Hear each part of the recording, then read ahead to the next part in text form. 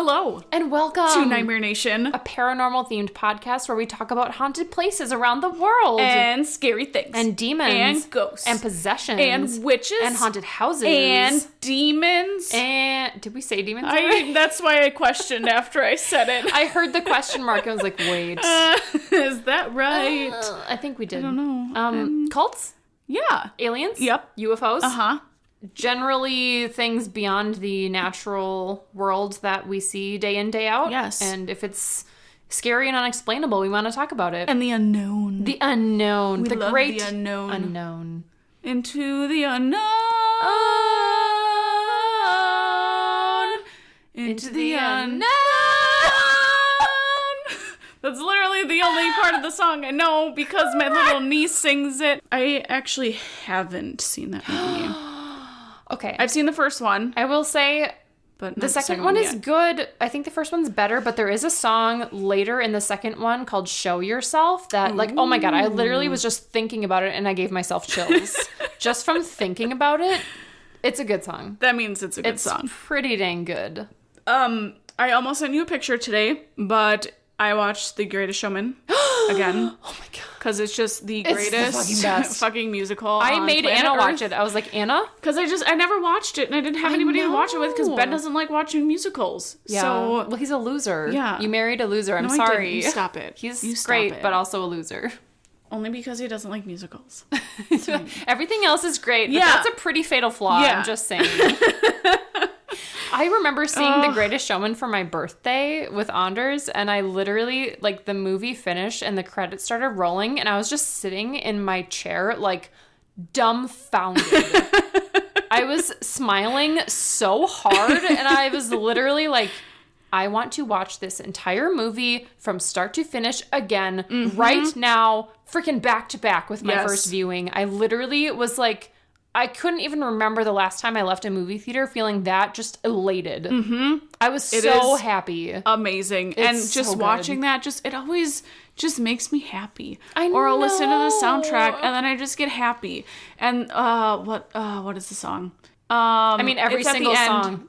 When they all go to that fancy party that they're not invited to. Oh, This Is Me. Yes. Yeah. Every time I hear that, I literally cry. Okay, so I bawl my eyes out. I'm not gonna lie. So that movie came out the same year as Coco, which is also very good. I'm not gonna lie. It's very good, but the song from Coco that is literally like only 45 seconds long beat This Is Me for Best Original Piece. For some, like, whatever. Is it the Oscars, the Emmys? I have no idea. Yeah. But it beat This Is Me from Greatest Showman. I'm like, are you effing kidding me? Granted, I haven't listened. I don't know what song you're talking about. It's fine. There's nothing wrong with it. But, like...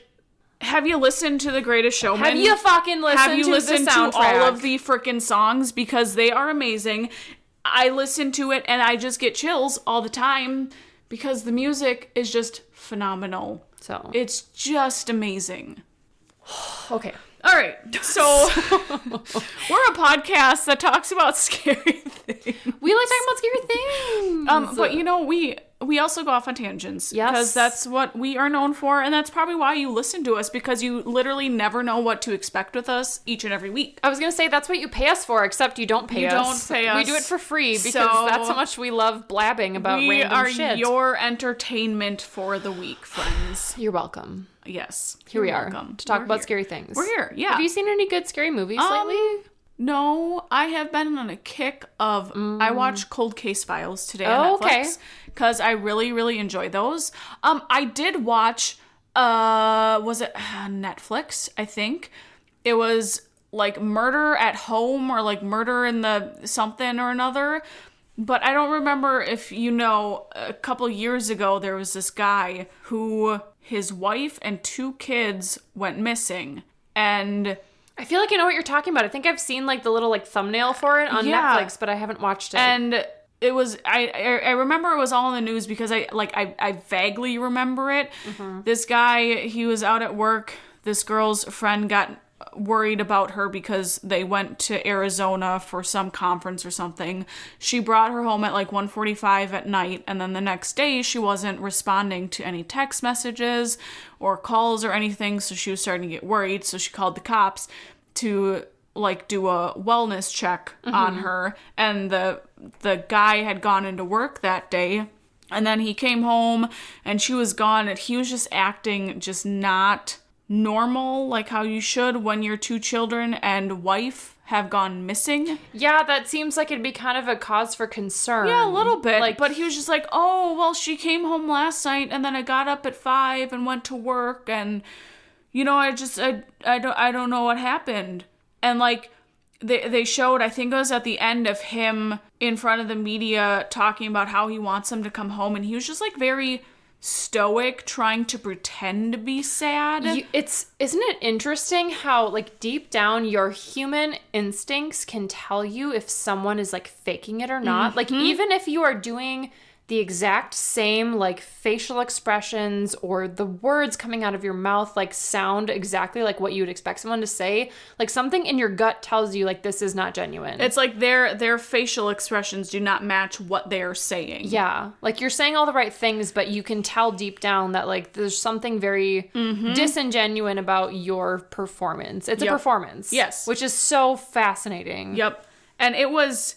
It honestly, like, made me uncomfortable, because I'm like, do you want me to tell you what happened? Sure. Spoiler alert. Okay. He ends up killing his wife and 2 daughters. Of course he does. Because something happened where he had another girl, and she found out about it because they weren't having sex. And so she got mad at him. Therefore, you should kill someone. Yes. Oh, your marriage is sad and you're not having sex, so therefore you should kill your wife. Right? And children. Yep. That makes sense. He said that he was laying in bed when she found out, and she's like, well, you're never going to see your kids again. And he said that he just turned over and strangled her. Okay, even if someone says that. The kid walked in when after the mom was dead. Oh my God. He wrapped her up, put her in the truck, underneath the seat in the back seat, while the kids were sitting in the seat, and asked, Mom, is mommy okay? Or is mommy gonna be okay? No, she's just sleeping. Oh, she's fine. She'll be okay. Oh my God. So then he buried her, and then took the kids. There were these giant oil drums out in some field, and he dumped them in the oil bins. Oh my God. And that's, like, the part that made me so upset. I don't care what sort of horrible thing your spouse says to you or what you go through in your marriage. Like, I don't care what trauma you face. You cannot turn around and steal someone's life and the life of your innocent children. Yep. What in the fucking fuck? Oh my God. Like, I can't fathom how people can think it's okay to take someone else's life. I don't care how angry you are. No. I don't care. Your feelings do not justify the killing of another person. Nope. If you're that mad, get a divorce. Exactly. Like, just fucking leave. Just leave. And if you feel that impulse and you feel that urge, just remove yourself from the situation. Oh my God. Yep. That is so insane. It was so upsetting. Ugh. So that's what I watched recently. No scary movies, but that is close to as scary as I mean, that's get. Like real life scary. Yes. So that's almost worse. Yes. This is probably a record for me. I went the entire last week without watching a scary movie. Because we were on vacation in Washington, and we were doing other things. Anything? Well, I mean, I suppose you're out there. And also, like, honestly, because of the 2-hour time difference, we got back and it would be like 8 p.m. and we'd be like, I'm so fucking tired. And we would just go to sleep. Yes, you're turning into me. So we were tired because we were hiking and, like, doing stuff all day and like 20,000 steps a day. Like, every day we were there. And then it was also a time difference, and we were just, like, tired, and we knew we wanted to get up early to, like, have the fullest experience of every day. Yeah. So we were tired anyway, but when we did watch things, we just watched, like, what was available on... So the person we were staying with at their Airbnb, they had, like, a USB with a bunch of movies on it. Oh, nice. Because we didn't want to, like, plug in our laptops to, like, watch stuff or whatever. So we just watched what was available. And so I like, it just occurred to me that I went the entire last week without watching a single scary movie, which I think is probably a personal record for me. Holy shit. I don't remember the last time I went that long without watching something scary. Did you guys have your Halloween movie marathon? Yes, we did. Oh, good. Because it's been like a fucking week since I've seen you. It's been so long. God. Yeah, we did. We watched a couple of duds and a couple of good ones. One was called I think, The Wretched. Oh. Which was pretty good. It was about, like, a kid whose, like, neighbor gets possessed by, like, a witch. So, like, the mom of the family... So, it was, like, the kid from next door observing this happening and trying to convince everyone that it was real. Yeah. And they find out that the, like, person who's possessed, she's able to, like, make people forget about their children and, like, forget that they have these, like, family members. So, it's easier for her to, like, take them and, like, steal them. Oh. Jesus. And I don't know if you're going to watch it. Probably not. So plot twist. At the end, we find out the main character had a younger brother the whole time, but he couldn't remember because from the very beginning, the possessed witch neighbor made him like forget that he had the sibling that he had to then go and rescue at the end of the movie. Oh, shit. It was pretty good. Dang. And we also watched Crawl, which is about freaking like demon alligators. And it sounds so stupid, but it was good. It was honestly a good movie. That sounds god awful. They weren't actually demon alligators, just in general, alligators are like scared of people and don't typically attack people. Right. Like, I think even for the people who live in like alligator count, I looked it up. It's like people who live in like alligator country, there's like one out of however many thousands of people who get attacked every year. And it's typically like a bite and then they leave. They don't like sit and eat your whole body. Like that's very rare. But this whole movie is about this like girl whose dad was like trapped in his house in this like crawl space during a hurricane. Mm-hmm. So everyone was supposed to like evacuate. Her dad wasn't answering the phone, so she like went to his house and couldn't find him. And she finally found him. He had like gotten injured and like broken his leg or something. But so she like goes into this crawl space and finds her dad down there, and surprise, there's actually two giant fucking like man-eating alligators in there. And so it's like them trying to get out of this crawl space because like the rains are coming in and everyone's evacuated already, so they're alone. And then these people show up on this like raft boat thing, and they get out of the boat, and then they get eaten, and then they finally get out of the basement, and then a giant wave sweeps them back into the house, and then they're like in the house, and there's fucking alligators everywhere. It sounds, is it like Sharknado? I mean, it's like Sharknado, except for not stupid. Like, as dumb as it sounds, it wasn't meant to be like a horror comedy. Like, it actually had some, like, legitimate tension to it. Ooh. It was pretty well done. Did you get some spooks in there? Some spooks. Some little spooks. Some little spookies. More so like, oh God, like the whole time I was sitting there thinking like alligators don't act like this. So I couldn't really buy into the story as much because I know it's so atypical for an alligator to like really just go out of its way to attack people on purpose. Right. Like they don't do that. Yeah. But for what it was interesting. So that was that. Sounds terrible, but that's okay. It's fine. I liked it. It was a good movie. Good. Yeah. So I mean, there are some days where I go on a kick of wanting to watch scary things. I watch Ghost Adventures for a full day, one day, because they have a new season out. Hello, one thing. Hello, okay. Hi. So Ghost Hunters used to be the pair. It was on Sci-Fi, and it used to be the two of them. Okay. I can't remember their names. I don't know. I just know Zach Baggins, and that's Ghost Adventures. Nope. I don't remember what their names are. So they had Ghost Hunters for a long time. And then they split up and they stopped ghost hunting together because they wanted to go do other shit. Mm-hmm. Plot twist. Ghost Nation is a new show out right now. Ghost Nation. Kind of like Nightmare Nation. Yeah. Nightmare Nation. But Ghost Nation. That's one of the guys with another crew member who was in Ghost Hunters with him. So they started their own, like, offshoot. They started their own offshoot, but then the other main guy started his own show as well. I can't think of the name of that show. It's a two-for-one. Yeah, and then he has another crew member from Ghost Hunters on his crew. What? I was like, so you guys, like, split up and said you were done ghost hunting and doing whatever, and now you both have your own shows? Two separate shows. Like, I think something went down between you guys. Yeah, no shit. Like you didn't plan that, or, like, there wasn't some sort of plan to go do your own thing. Right. Well, that's cool. Yeah, so you take, like, one amazing show and turn it into two amazing, like, sub-shows. Yes. Should we do that with Nightmare Nation? Yes. Okay, I will have my own podcast. You will have yours. And we'll then collaborate with each other. See who gets the most views. Oh my God. pit ourselves against each other. Yes. Then I'll get super jealous and come stalk you. Perfect. And then you will do a seance and get possessed by a demon. Yes. And the plot twist will be I invade your home, but then you are actually going to like kill me because you're possessed by a demon. Yeah. And then we all perform an exorcism. Oh, and then we're best friends again, back to Nightmare Nation. Yes. Okay. Guys, stay tuned. Plot twist. Here we go. Okay, friends. Okay, so back on track. Back on track. Da-na-na-na. I literally was singing that today because I needed to get back on track of my work. Yeah. I was like, back on track. Back on track. Da-na-na-na. It's a good here we go. Guys, you're welcome for that. I hope it's stuck in your head forever. I hope you guys sing it all the time when you need to get back on track. Yeah. Because who doesn't need a little reminder? We always need a reminder. I mean, we're the queens of being not on track. Yes. Because we are about 30 minutes in right now. It's a goddamn miracle we've managed to record a single episode that wasn't 4 hours long. Honestly. And I apologize because you have to go through and edit it. I have to go cut all the bullshit. I know. Here I'm like, fuck, this is 10 minutes of nonsense. I gotta cut this. But it's fun nonsense because I'm sure you just laugh all the time. I pee my pants every time I edit an episode. It's fine. It's perfect. It's cool. Okay, so we're actually going somewhere haunted. We're actually going to talk to you guys about something haunted tonight. Believe it or not, it will happen. Weird. We just have to get there.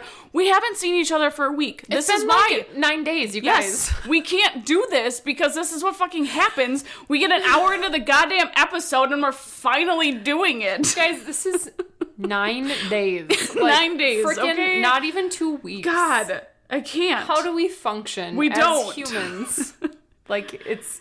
Because it sucked. I couldn't see you. Are we All I had was text messages from you. I was like, fuck. And even then, we were fucking, like, texting the whole week. And I was, like, posting shit on Facebook, and we were commenting on each other's shit. And even that was, like, Christ. This is so fun. Okay. Back to... So, on that second tangent. Anna, where are we going? Ooh, we're going back to, South... have we gone to South Carolina? We're going back. What was I thinking of? I think this is our first time. I've been to Charleston. Yeah, I really want to go visit. So I survived a hurricane. Did you? It was fucking rain, and that was it. I don't remember that at all. You were there during a hurricane? Yeah. Oh, that's crazy. So I really want to go there sometime because I've heard that the food scene there is amazing, and you know me and my food. I know. I love. There is one place. It's not in South Carolina, but it is Virginia, and it's on Virginia Beach. This place is fucking delicious. It was this little tiny like Caribbean, like Mexican-ish kind of dealy bob. It's the smallest restaurant, dude, but the hole in the walls are so good. Was delicious. Okay. They had this appetizer. I love green olives, you know this. And it was green olives with olive oil, I think like lemon juice, shallots, garlic, and some other things, and it was all crushed up into this little like... Was it like a little tapenade? Kind of. Yeah. And then you eat it on bread. Yeah, so like a tapenade. Every single time we went, and it is so fucking delicious. Yum. And their food was so good. Yeah.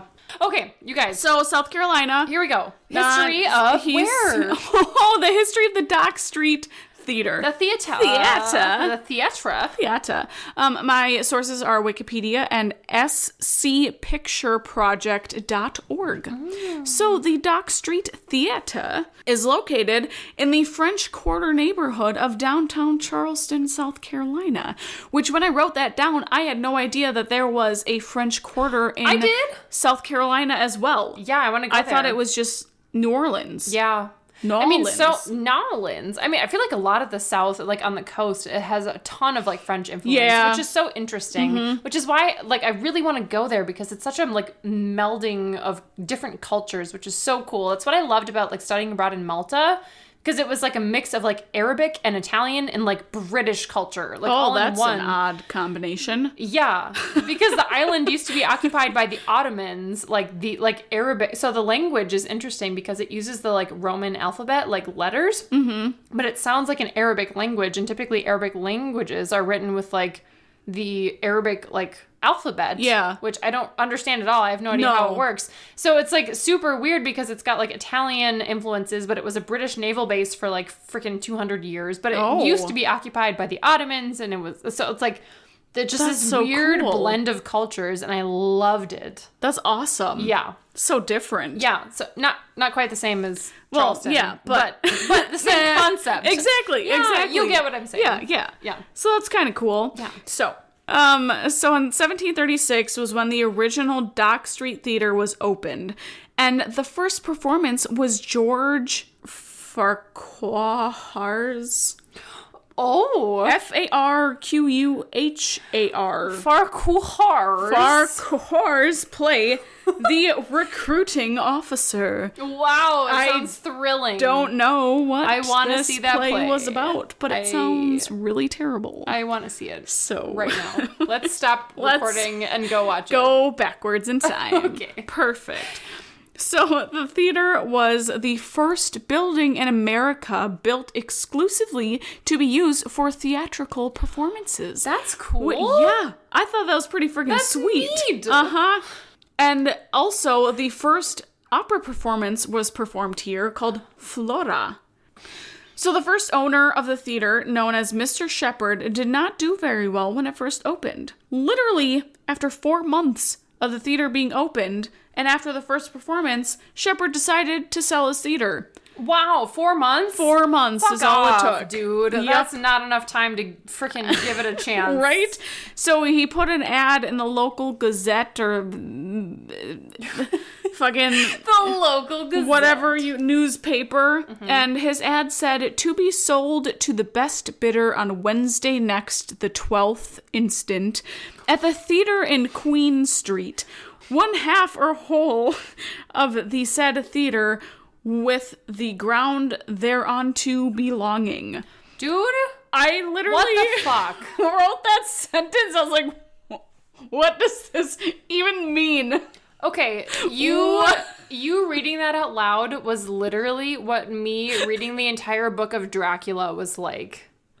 Where it's this fucking terrible, like archaic, bizarre form of English where I'm like desperately trying to read this book because I personally love the story of Dracula and I had never read the whole story like cover to cover, and I'm like, I'm gonna do this because it's a personal challenge to myself. I want to read the whole book cover to cover. Mm-hmm. And I'm like reading this fucking book. I'm like, can you please speak in normal terms that normal people can understand and quit the freaking fancy ass flowery bullshit that no one can fucking understand. Bram Stoker, get it together. But the thing is, that's how they used to talk back then. How? Like, this is just a nonsensical sentence. That's a great phrase. So they're selling it. They're selling the That's what I got out of that. On Wednesday the 12th. Okay. 1/2 or whole of the said theater. So you can either buy half or you can buy the whole theater. Whatever you're feeling like, he'll sell it. They're just open to, either or. Okay. Yeah. All right. Yeah. It's fine.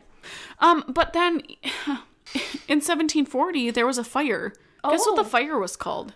The Great Fire of 1740? The Great Fire of 1740. You didn't read that at all? Shit! Oh, damn. Okay. We are on some sort of level tonight. Wow. The Great Fire of 1740. It was the Great Fire of 1740. Dude, I'm a fucking psychic. Because I thought it was the most ridiculous thing. Like, you couldn't come up with anything better than the Great Fire. I swear to God on everything I hold dear, I did not read that anywhere. I did not see your notes. I just said it, and I thought you were joking. No. When you said I got it right. It's a real thing. Real thing. All right. It is called the Great Fire of 1740 that destroyed many buildings in the French Quarter, including the original theater. So after the fire, the history of the theater is a little cloudy. Some say in 1738 it was out of commission and that the building was destroyed by the fire. But then in the local Gazette, see, that's where I got this. There it is. The Gazette. The Gazette. It promoted balls. Okay, that makes sense. It promoted balls? No, like balls, like, I'm gonna dress up fancy and galas. dance. I'm not 13, I swear. I'm only sometimes a middle schooler in my sense of humor. Yes, it's fine. It's fine. It's fine. So the local Gazette promoted balls being held at the theater in Queen Street in 1743 and 1744. So the theater either survived the fire or it didn't survive the fire and was rebuilt. Okay. It's a little cloudy. We don't know what actually happened. A little fuzzy. A little fuzzy. A little uncertain. Back in that 1700 time frame. I mean, documentation, hit or miss. Yeah. So in 1809, the current building was built on the site as a hotel. Mr. and Mrs. Alexander Calder bought the hotel from James Thompson and operated it until 1809. The couple renovated, expanded, and transformed the townhouse, which was turned into a hotel. So they bought the building, which was already standing, which was a townhouse, and then they renovated it into the hotel, which it was first after the theater. Then there were many notable people who stayed in the hotel during its time, including Junius Brutus Booth. Junius, is that how you say it? I'll tell you all about him. Junius Brutus Booth, who was the father of actors Edwin and John Wilkes Booth. If you find that name familiar, it's because he's the fucking dick shit. Who assassinated President Lincoln. That's who it was. Yes. I was like, this name sounds really familiar. Yes, ma'am. That's who it is. That makes fucking sense. Piece of shit. Shithead. So, yeah, his dad was like a famous actor at the theater, which is kind of cool. That's crazy. Yeah. Shit. There was also an African-American Civil War naval hero and U.S. Congressman Robert Smalls, who stayed there as well. Way to go, Smalls. Yeah. There was also a story, this is like the only like gruesome history I found at this place. So there's a story of a guest who stayed in the hotel in 1838. So he was there to see the performance at a nearby Charleston new theater, and he attempted to murder his manager Flynn in one of the hotel's guest rooms. I don't think he murdered him. So he attempted. So that's really interesting because, so I feel like this is one of those situations where there's kind of this like local urban legend of what happened, because in my research, I have a story about Junius Brutus Booth, who randomly went crazy one night and attacked his manager at the hotel and almost killed him, but did not kill him. Oh, maybe that's so it? Whether or not the story is attributed to him or this other person you're talking about at a different theater, I don't know, but those stories sound strikingly similar. Yeah, because what I read, it didn't give me an exact, like, who attempted it. It was just, this person attempted to kill their manager, Flynn, and that's all I got. And there was literally one article I read, so I read Wikipedia first, and it gave me most of my information. And then I went up to the first article on the page. I swear to God, they just copied and pasted everything that was in Wikipedia and put it onto their page. I was like, oh, this looks familiar. Okay. I've read this word for word before. Yep. Huh, funny. Weird. I mean, that's what we basically do on our podcast. Yeah, but like everything I read was just the same things. Interesting. In 1916, the hotel was enlarged to include 9 new guest rooms. 9? Holy shit. 9 more people can stay there. Wow. Watch out. Or 18 if you're all couples. Yeah. Or don't mind sharing a bed. It's gonna be a party time in this hotel. So then it changed ownership in 1855 to businessman J.W. Gamble, who renamed the hotel to the Calder Inn. The hotel was forced to close during the Civil War and reopened soon after. By 1885, the building was used as a cheap tenement. Tenement? Tenement? Is that right? Yes. Okay. Tenement. Tenement. And by 1930s, the building was uninhabitable. So after the Civil War, the hotel fell into disrepair and was scheduled for demolition until 1935, when the property was made available to the city of Charleston, and Mayor Burnett Maybank urged that the original building became a Works Progress Administration project. They were basically renovating it as a public works project, but to serve as what? Like as the outcome?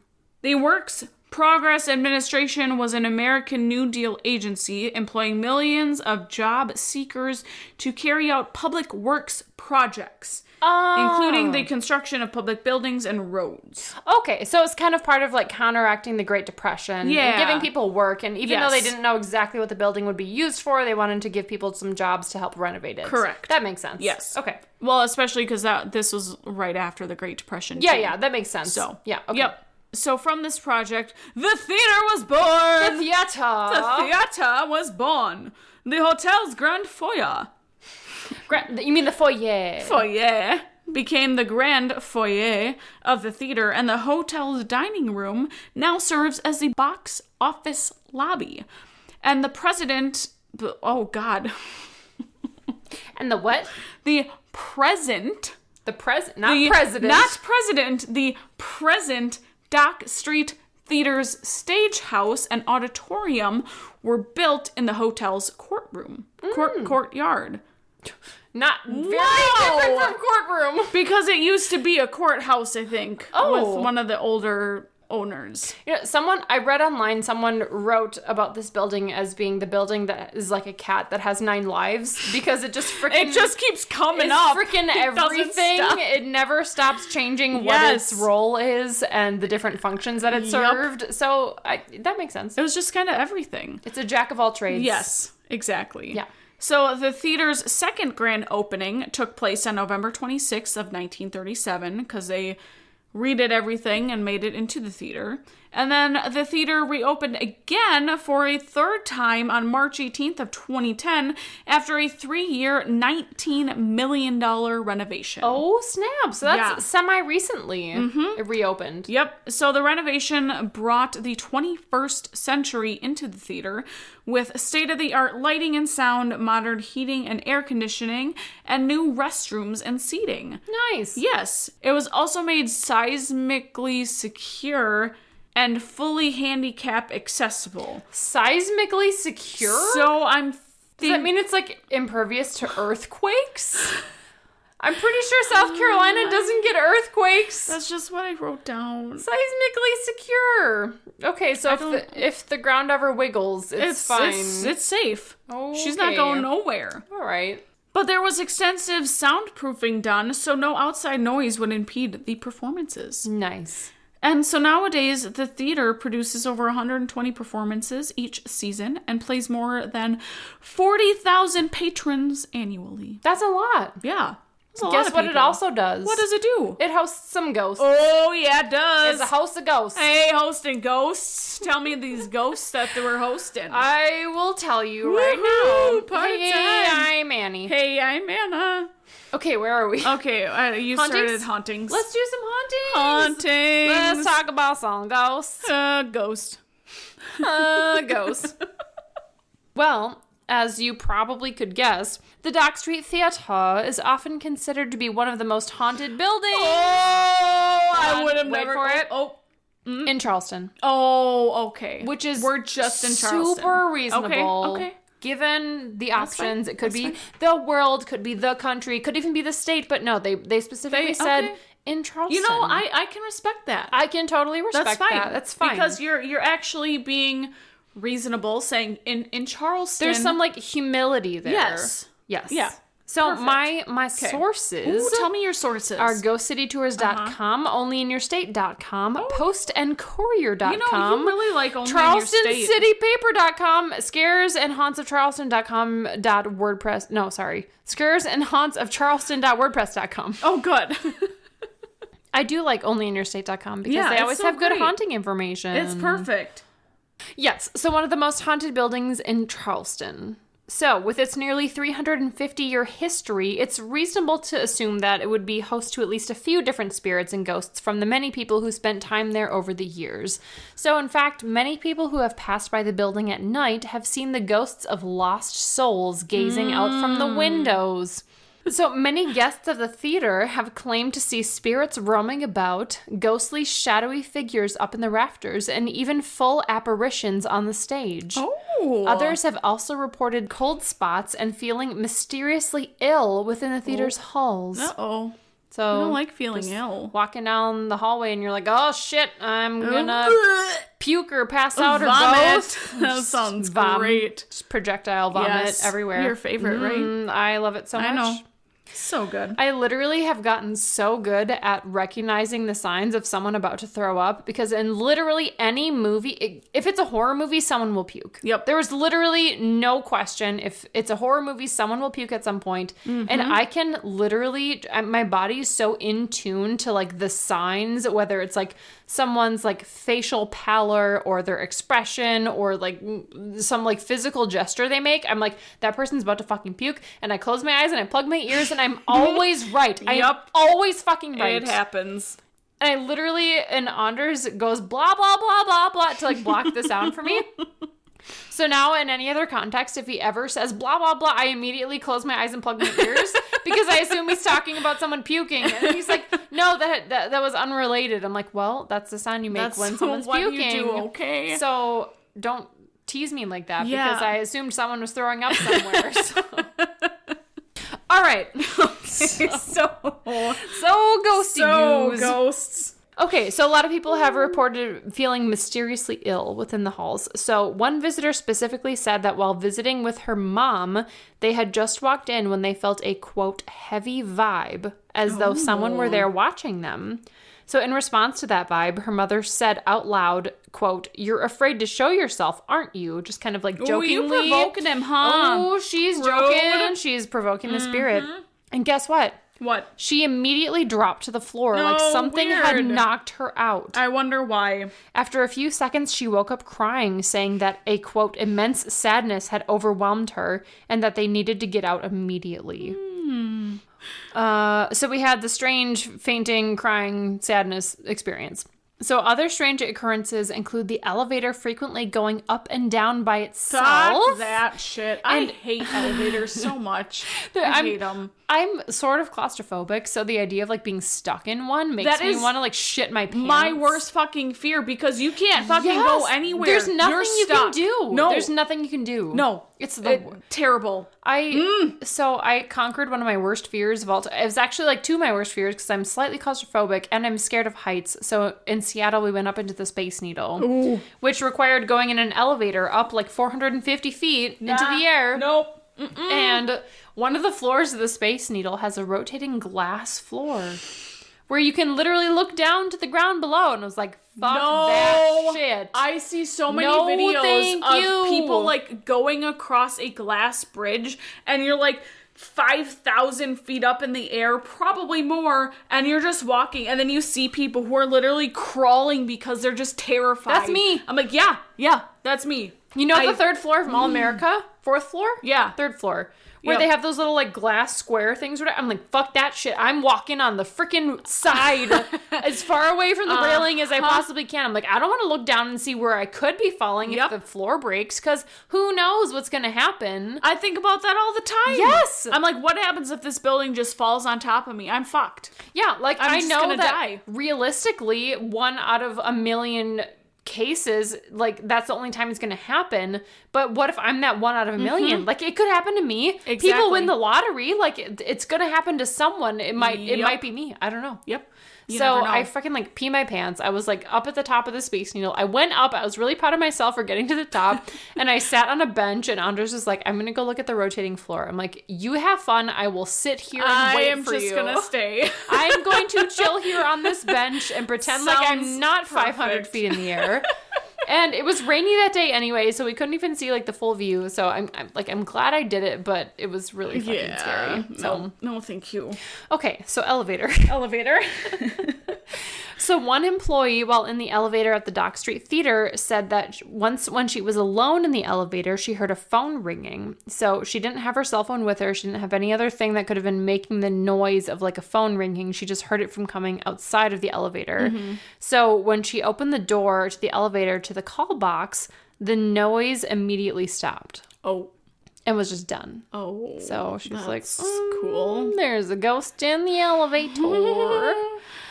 Shit. Yeah, so there's a lot of, like, generic, just, like, creepy feelings that people have had in the building, but there's also 2 very famous spirits who haunt the halls of the Dock Street Theater, and one of them is the ghost of someone you mentioned earlier, and that is Junius Brutus Booth. Junius Brutus Booth! The father of the famous John Wilkes Booth who assassinated President Lincoln. Perfect. So, apparently Junius Booth was actually, like, a relatively famous actor at the time. He was pretty well known, apparently, in his era, which I had never, like, heard of him. You only know about John Wilkes Booth, and I was like, wait, that name sounds super familiar. And then I was researching, I'm like, wait, they're related. What the hell? Weird. So he was part of a theater troupe that performed frequently at the Dock Street Theater. And reports say that one night after a performance, Booth became suddenly enraged for no apparent reason and attacked the hotel manager with a tire iron. Jesus. Nearly killing him. Oh, so this is aggressive. So I feel like this is the story that you said where it's... In your story, it was like someone unrelated, and in my story, it was Junius Booth, and it doesn't seem like there's a whole lot of evidence? A whole lot of evidence that can confirm one story versus another, because it seems like a lot of this is just kind of like urban legend. Yeah. But according to the resources I had, it was Junius Booth attacking his manager at the hotel. Okay. But he didn't die, but he almost killed him. But honestly, like, aside from this particular story, there really aren't any other, like, main reasons for him to haunt the building. And in fact, he actually died in Louisville in 1852. So he was in a completely different state when he died. So people are unsure as to why really his spirit would be haunting the theater in South Carolina. Right. But apparently people have seen his spirit, and, like, he is reported to walk around the stage and hallways in full form. So they see, like, the whole body and are able to identify him clearly as, like, Junius Booth. Mm-hmm. I still feel weird about that name. Junius. I want to say, like, Julius, but it's not. It's Junius. Junius. Junius Booth. Yeah, that's strange. And some workers of the theater who have done, like, renovations and stuff have felt him touching their neck. Oh. And others say he likes to watch rehearsals at the theater from the balcony. He just really likes his shows, and that's why he's there. Yeah, honestly, like, some people have said that he loved the theater so much and he loved acting there as a performer that he basically stayed there in the afterlife, even though he didn't die there, because he just loved the theater so much and he wanted to, like, be a part of it. That's really cool. Yeah, you go, Junius. Yeah. So the second, and possibly the most famous ghost that is frequently spotted around the Dock Street Theater is that of a girl named Nettie Dickerson. Yes. That's a terrible We're all 12 name. years old. It's fine. Jesus Christ. Nettie Dickerson. Nettie Dickerson. Well, so some people believe, like, she's actually kind of this, like, nameless figure, and no one actually knows who she was, and she was just named, like, Nettie by the locals, and some people say her name was actually Nettie Dickerson, and they know her last name. Her story is very conflicted and, like, sort of different depending on the resource that you're looking at. So I don't know what actually happened. I'm just going to kind of read it as I've been able to compile from, like, multiple different sources. So she was essentially this 25-year-old country girl who was believed to have moved to the Charleston area sometime in the 1840s.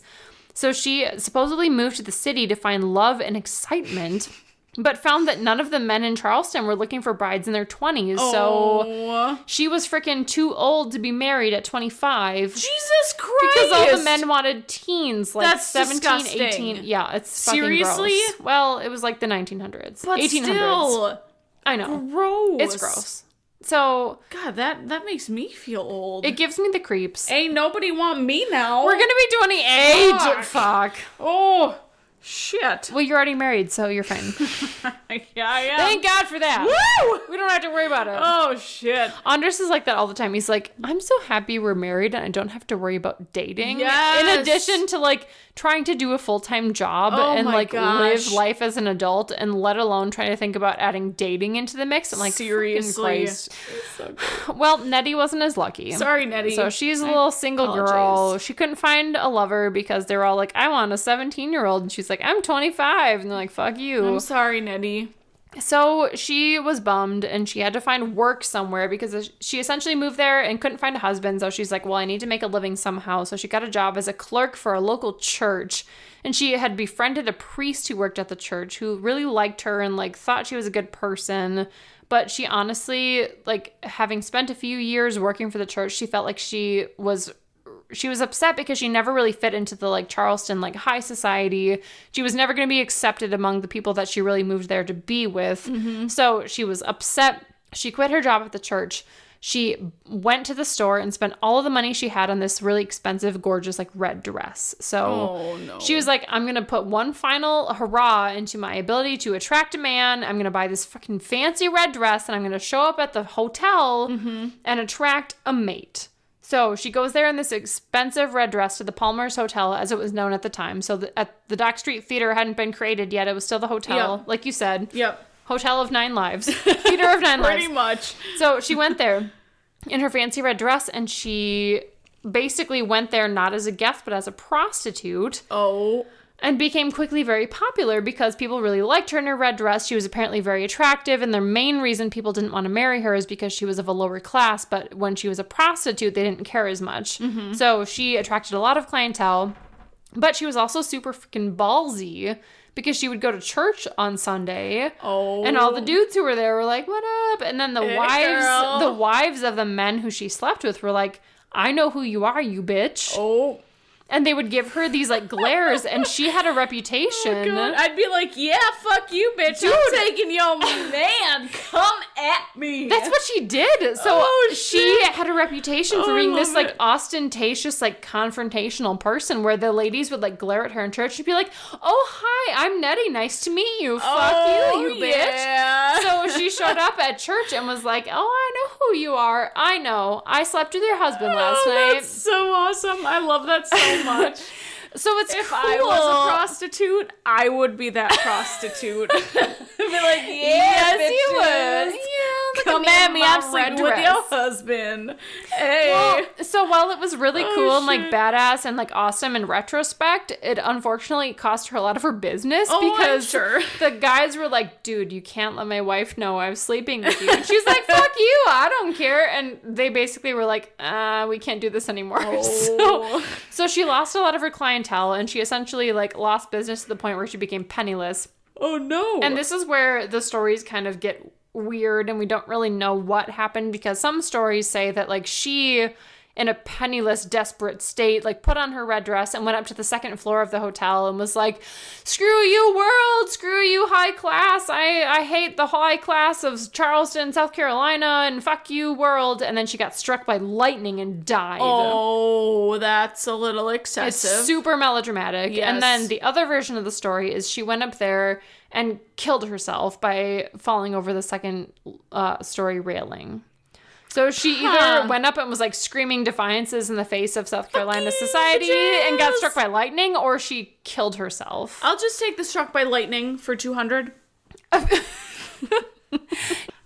So no one really knows exactly how she died. A couple of legends have it that she got struck by lightning. Some of them say that she just committed suicide and jumped over the ledge. One of the versions of the legends has the priest who befriended her while she worked at the church, like coming in. No, that he like saw her at the ledge and was like, Nettie, don't do this. And the legend has it that she screamed, you can't save me. And then at the exact moment she finished her sentence, a bolt of lightning struck her. Yeah, I don't fucking think so. It's super over the top. Yeah. It's kind of ridiculous. I'm pretty sure that didn't happen. Don't think so. Either way, she died. And the general story goes that people see her spirit wandering around the theater. So some have said that she wanders around the theater wearing her signature red dress, and many describe it as looking tattered and worn, but very red still. So like very vibrant in color. So it looks like she's maybe like worn it for a really long time. It's got some like tears and rips, but the color is still very vibrant. So when people see a spirit like wearing a red dress, they assume that it's Nettie because that's what she was famous for. Although some report that while wearing her dress, her spirit appears to them as a zombie-like figure with, quote, wild eyes and a horrific expression. Oh my. So to some people, she appears as like her beautiful, youthful self in her tattered red dress, and to others, she looks like this kind of decrepit, decaying figure, which is kind of gross. Yeah, a little bit. So she's often described as gliding around aimlessly with relatively frequent sightings. So a man named Isaiah Nesbitt, a foreman who worked on renovations to the building in 2008, reported seeing her almost every single day before going to work. So she's That's a lot of sightings. Making herself known. So a fun fact about her spirit, which I thought was really interesting. So a lot of people report seeing her spirit cut off roughly around like the kneecap. So the theory for this is that renovations were performed in 1936 when the floor was raised about 12 inches, and that Nettie is unaware of the change and appears to be walking on the original floor. So she's essentially walking on the floor before it was renovated because that's when she died, but the floor was raised about 12 inches and essentially cuts her off just below the kneecap. So that's why people... that's weird. So people never see, like, her feet. Huh. Isn't that interesting? That's strange. I thought that was cool. Weird. So some other nameless apparitions that have been seen at the theater include a man dressed in 19th century clothing and a, quote, lady in white. Of course. Of course. Always a lady in white. Always a fucking lady in white. If it's not a lady in white, it's a lady in black. Yep, exactly. So this time it's a lady in white. One audience member once spotted a, quote, distracting woman wearing period clothing walking back and forth across the stage during a show, only to later find out there was actually no woman listed on the cast for the production. Oh. So just one random lady walking around in the production? Just walking. Oh. And they're like, shit, there's actually no woman who should have been in that kind of garb in the show. That's so weird. And she was just That'd be kind of cool to see at a show. Right? And, like, apparently no one else noticed because this person was the only person who said, like, hey, there was this, like, lady just randomly walking back and forth across the stage, and it was really fucking distracting. And they're like, actually, there's no one in the show matching that description. They're like, oh shit. Dang. That's weird. Well, so those were the main hauntings of the Dock Street Theater. That's so fun. It is fun. I didn't think that it would actually be haunted just based on the history. Yeah. Like, there wasn't much to it. Right. Well, and, like, the story of Nettie is it seems like it's more of a, like, urban legend than anything, but there's been so many reported instances of seeing her that it's hard to believe that it's not real. Right. Like, even though her story may be a little bit over the top, there's, like, clearly the spirit that people have seen there. Mm-hmm.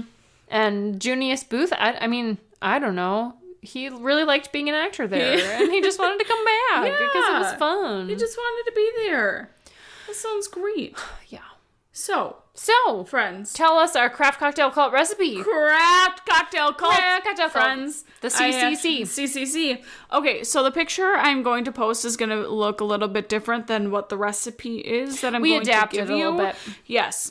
In our picture, we use like an actual pina colada mix with vodka, but the recipe I'm going to give you doesn't give you that option. I personally liked it with a pina colada mix. I thought it was really freaking good. Yeah, it was delicious. It gave it like a nice, like, kind of creamy texture to it with a little froth on the top, and it was real delicious. I was kind of creeped out by the froth. I'm like, I don't want to drink this. And then once what is this? I'm like, why is there a layer of foam on the top of my drink? And then it was really good. But it was so good, and the color is fucking sweet. Dude, it's got blue cacao. Cacao!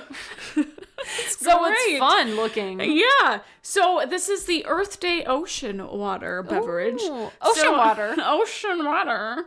Is it salty? And it's perfect because we've been talking about South Carolina. Oh my god. Next to the ocean. Which is on the coast. Gosh. You guys. We planned this. We totally planned this. We did. So you have 2 ounces of lemon lime soda. Sprite or 7-Up. What? No. We don't endorse those brands. We don't endorse them. But nor do they sponsor us. Yeah. No one sponsors us. Let's be real. We're broke as hell. Yes, we are. We have 1.5 ounces of coconut vodka. So Ben, when he made this beverage, he didn't really measure anything. He just kind of threw some shit together. Mm-hmm. So I think you could do like half and half. So like 3/4 of an ounce of vodka and then 3/4 of an ounce of pina colada mix if you wanted to. Or you can just get coconut vodka. Yeah. It's fine. Or you could just do like full doses of each and just see what happens. I mean, sounds like a good time. I feel like this recipe is probably pretty forgiving. I think so. Just like our margarita recipe, where you kind of just pick the proportions that work for you and whatever your intent is. If you want to get smashed, just do freaking and what is it, 1.5 ounces of full vodka and then 1.5 ounces of pina colada mix. Yeah, sounds good. It's cool. That sounds perfect. Whatever.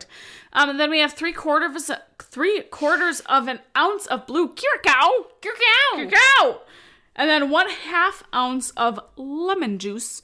And then you garnish with a little lemon peel. Or a freaking moonshine soaked cherry. Or a moonshine soaked cherry, which tastes is what like we gas. did. It's fucking disgusting, so don't eat But them. it's really strong, so. Real strong. Gets the job done. Yep. Yeah. So that is your ocean blue water. Delicious. You pour all that stuff into a shaker glass. Put your ice in there. You shake her up vigorously so you get a nice little foam.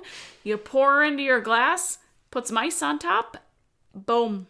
Drink. I really wish you guys could see Anna's hand gestures that she's making They're right now. really good. It was really exciting. I know. You're a really visual bartender, and I really wish everyone could see the energy that went into that recipe. You were just like, shaking vigorously. Shake and bake. That's perfect. Get a little shake and bake. Shake and bake. Shake and bake. So that is your craft cocktail cult recipe for this week, friends. So guys, please try this recipe. Let us know what you think. Yes. And in addition to trying our delicious alcohol recipes, which we normally give you every week, please send us any stories of anything paranormal or unexplained that may have happened to you or someone you know. We want to hear your stories, and we would love to read them on the podcast. So please send them in to nightmarenation19@gmail.com. Or you can check us out on the social media at Facebook, Nightmare_Nation19, or the Instagram, Nightmare.Nation19. Anna is our fantastic social media manager person. Whoop, whoop. She's the best. She's super nice. Come talk to her. Come talk to us. We want to hear from you. Hey. We love your stories, and we love to hear from you. Also, any suggestions you may have or places you'd like to hear covered, because we want to talk about things that you guys are interested in hearing about. Yeah. So let us know if you have a place like that. Talk to us in general. We just love our fans. We really like people. We do. So, as much as we say we hate people, we actually do like people. We hate most people. We like people who like scary things. Yes. So you guys are our best friends. Yeah. We're best friends. So sorry. Sorry if you didn't sign up for that, but it's too late. You're in it now, so. So just in the like meantime, a craft cocktail cult, guys. Oh yeah, we're just in it. Oh yeah, please join the cult. Maybe someday we'll get cult paraphernalia. We'll sell T-shirts or martini glasses or something. That'd be sweet. That'd be awesome. We'll get there eventually, guys. If you want us to sell shit and you want to buy it, please let us know. Because I love merchandise. And we love that you guys love merchandise. Hell yeah. So let us know. So please, in the meantime, rate, review, and subscribe. And please, please, please don't use a Ouija board. Just don't do it. Don't do it. Don't be stupid. It's not worth it. Okay. Don't invite demons into your life. You don't want the devil in your life? No. He's not a nice guy. He's mine. Okay. Exclusively. He is. He's my boyfriend. You can't take him. So sorry. Not sorry, actually. Sorry, not sorry. You can take him. He's mine. Yep. Okay. So don't have a seance. Yeah, don't do that. Don't use a Ouija board. Don't do that. Until next time. Until next time, friends. Goodbye. Goodbye.